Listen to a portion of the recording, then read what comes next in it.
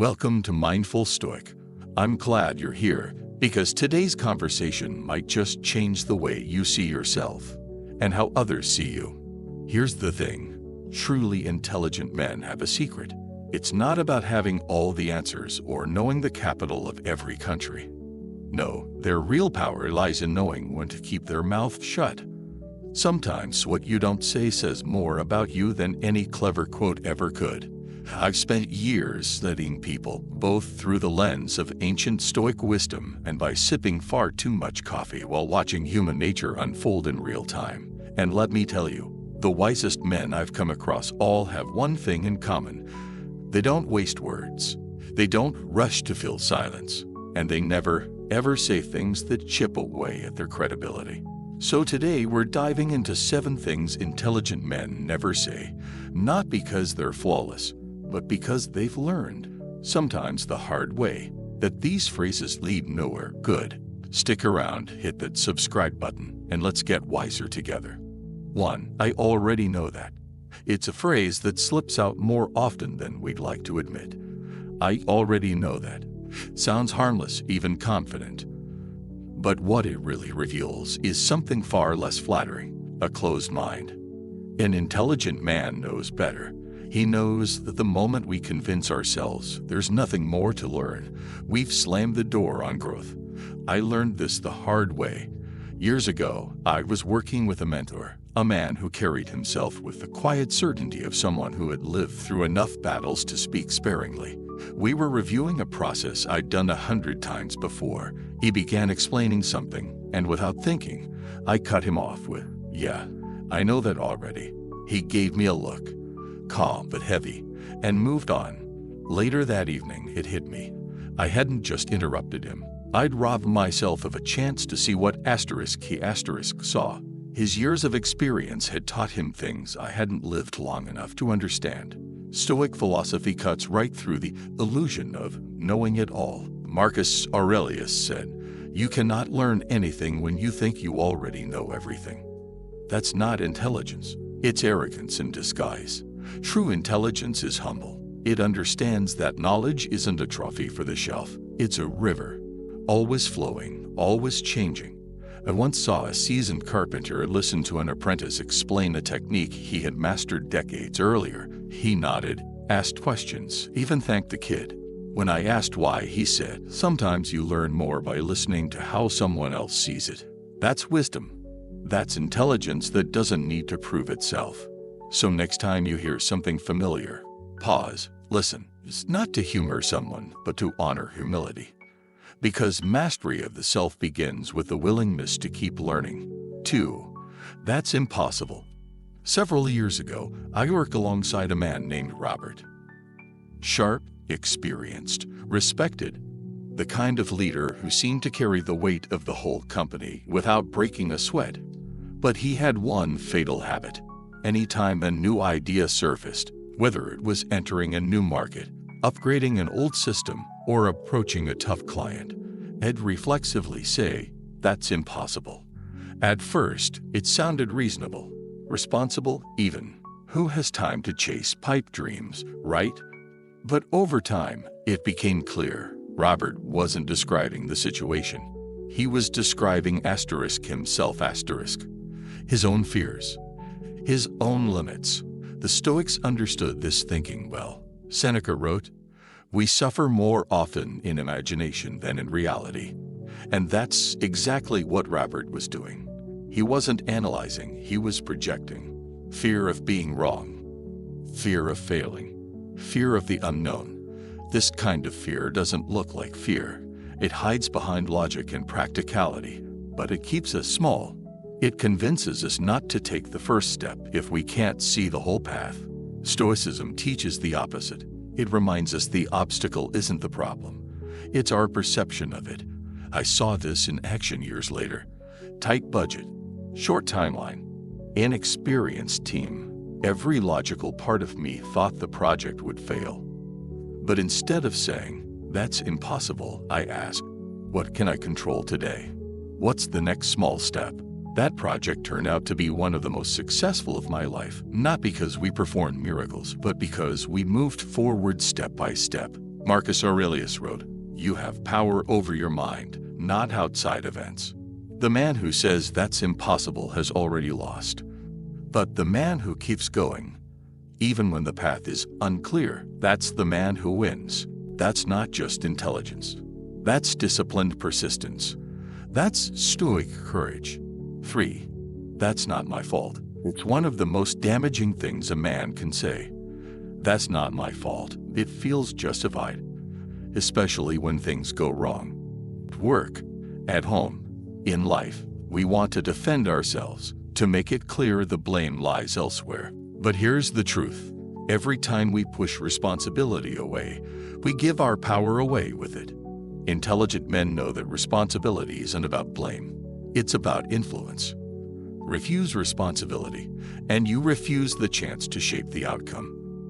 I saw this unfold with a friend named Michael. He lost a major client and was quick to explain why it wasn't his fault. The client was unreasonable. The market was volatile. His team underperformed. All partly true. But while he was busy deflecting blame, the opportunity to learn and grow slipped right by. He stayed stuck, repeating the same patterns, convinced it was always someone else's fault. What he didn't realize was this: the moment you deny your role, you deny your power to change things. The Stoics believed in focusing on what we can control. Epictetus said, "It's not what happens to you, but how you react to it that matters." When you say, "That's not my fault," you're waiting on someone else to make it right. But when you say, "Here's my part," you take the wheel. Even if others made bigger mistakes, your willingness to own yours builds trust, builds respect, and builds strength. Blame is easy. Responsibility is hard. But responsibility is where your power lives. In Stoicism, we're not here to escape hard things. We're here to rise above them. And that rise begins with one question: what can I do better next time? 4. I don't need any help. This one's a trap. One of the most dangerous lies a man can tell himself. I don't need any help. It sounds noble, stoic, even independent, strong. It fits the image of the lone wolf, the self-made man who shoulders everything alone. But under the surface, the truth is far less heroic. The refusal to ask for help is often not strength. It's pride, quiet, corrosive, and blinding. It isolates us. It convinces us that suffering in silence is a virtue. And over time, it breaks down the resilience we thought we were protecting. I was reminded of this reading about Abraham Lincoln during the darkest days of the Civil War. History often paints him as a solitary figure, stoic, burdened, alone. But the truth: Lincoln leaned on others hard. He surrounded himself with advisors who challenged him. He sought out opinions that contradicted his own. Not because he lacked confidence, but because he understood something crucial. Wisdom isn't born in isolation. It's shaped by humility, the courage to say, "I don't have all the answers." His famous team of rivals was no accident. He spent hours with his cabinet, listened to generals he disagreed with, and made space for different perspectives. That wasn't weakness. That was strength. The kind of strength that Stoics like Marcus Aurelius praised. Marcus, the most powerful man in the world, openly acknowledged his teachers and mentors in his meditations. He cataloged the lessons he learned from each of them: grateful, humble, aware. So if he didn't pretend to have all the answers, why should we? Yet so many of us do. We think asking for help means we failed, that we're not strong enough. But that belief is a prison. It traps us inside our heads. It cuts us off from support. Worst of all, it robs others of the chance to give. Asking for help isn't weakness. It's connection. It's wisdom. It's strength in its highest form. Sure, here's your full script rewritten into structured asterisk paragraphs, asterisk with the asterisk same length and tone asterisk, preserving the original message and flow. There was a time in my life when I truly believed I had to carry everything on my own: work, family, and the endless pressures that came with trying to uphold an image of strength. I thought that being strong meant keeping it all together and keeping it to myself. But all that did was wear me down. The turning point came when I finally opened up to someone I trusted and admitted that I couldn't do it alone. What I found wasn't judgment, it was understanding and support. That small moment of humility gave me back the energy and clarity I had been missing for years. I realized then that true strength doesn't lie in how long you can stand alone, but in knowing when to reach out a hand and when to take one. The Stoics teach us that we are part of a greater whole, made for cooperation and mutual aid. Epictetus reminds us that no man is an island, and when we act as though we are, we're fighting the natural order of life itself. Strength isn't diminished by asking for help, it's defined by it. Because asking requires courage, it requires honesty, and those are the marks of a wise man who understands that carrying burdens alone isn't noble, it's unnecessary. So next time you feel that urge to say, "I've got this, I don't need anyone," pause. Ask yourself if that's truly strength or just pride in disguise. And remember Abraham Lincoln, who led with wisdom and humility, knowing even the strongest men need others to stand tall. One of the most damaging lies a man can tell himself is, "I'm too old for that." It often slips out quietly, disguised as practicality or self-deprecating humor, but underneath it is something far more serious, a quiet resignation, a belief that the best chapters of life have already been written and there's little left worth pursuing. This kind of thinking closes doors long before they need to be shut. Intelligent men understand that this phrase isn't just limiting, it's toxic. It slowly erodes purpose, becoming a quiet surrender of the life that's still available to be lived. I once read about a man named Harry Bernstein. At 93 years old, after spending a life as a magazine editor and raising a family, he decided to write his first book. He called it The Invisible Wall, a memoir about his childhood in a poor English town divided by religion and prejudice. It was rejected several times before it was finally published. When Harry was 96, the book gained international acclaim and was translated into multiple languages. He went on to write 3 more books. What stood out to me wasn't just his success. It was his courage. The courage to believe life still had more for him, that even in his 90s he wasn't done growing, learning, or contributing. And that kind of courage isn't rare. It's a choice we all face, sometimes daily. Do we believe we've missed our chance, or do we recognize that as long as we have breath, we have purpose? The Stoics taught that age means nothing to the soul. Marcus Aurelius reminded himself that death is inevitable, yes, but until that moment arrives, our duty is to live fully and virtuously. Wisdom often deepens with age, not because years pass, but because those who remain curious continue to grow. Few phrases are more seductive and more destructive than "I'll do it later." It sounds harmless, even responsible, a promise to ourselves that we'll get to it eventually. But the truth is, later becomes the graveyard of most of our best intentions. Wise men understand that delaying what matters doesn't buy time, it steals it. Every time we tell ourselves, "I'll call tomorrow," "I'll apologize next week," or "I'll start that project when things settle down," we're gambling with something completely out of our control, time. I once knew a man named Thomas. By all appearances, he was successful. A thriving business, a beautiful family, respect in his community. But he was always too busy. He often told himself that he'd spend more time with his aging father later. After work calmed down, he postponed a fishing trip they had planned, delayed phone calls, pushed back visits, and then one day later ran out. His father passed away suddenly, and Thomas was left with a phone full of unsent drafts and a heart full of things he never said. He shared this with me years later, not seeking sympathy, but as a warning. We think we have time until we don't. The Stoics were brutally honest about this.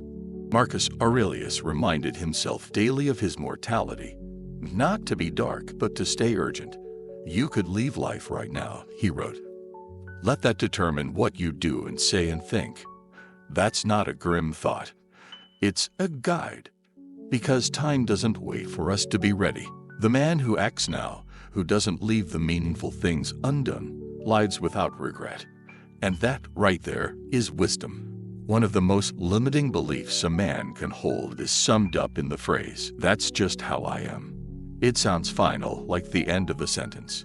But in truth, it signals surrender, a quiet decision to stop growing. Intelligent men reject this mindset because they understand a fundamental truth. We are not fixed. We are shaped continually by what we choose to do. The moment a man declares he can't change, he's not defining his nature. He's refusing responsibility for it. I've seen it countless times. A man who loses his temper often shrugs and says, "That's just who I am." Another avoids intimacy or vulnerability and says, "That's just me." These aren't facts, they're excuses. Excuses that allow fear and comfort to hide behind a mask of self-awareness. What they really show is resistance.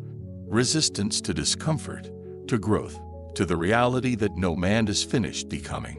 The Stoics confronted this directly. They didn't believe we were prisoners of our past, our habits, or even our temperament.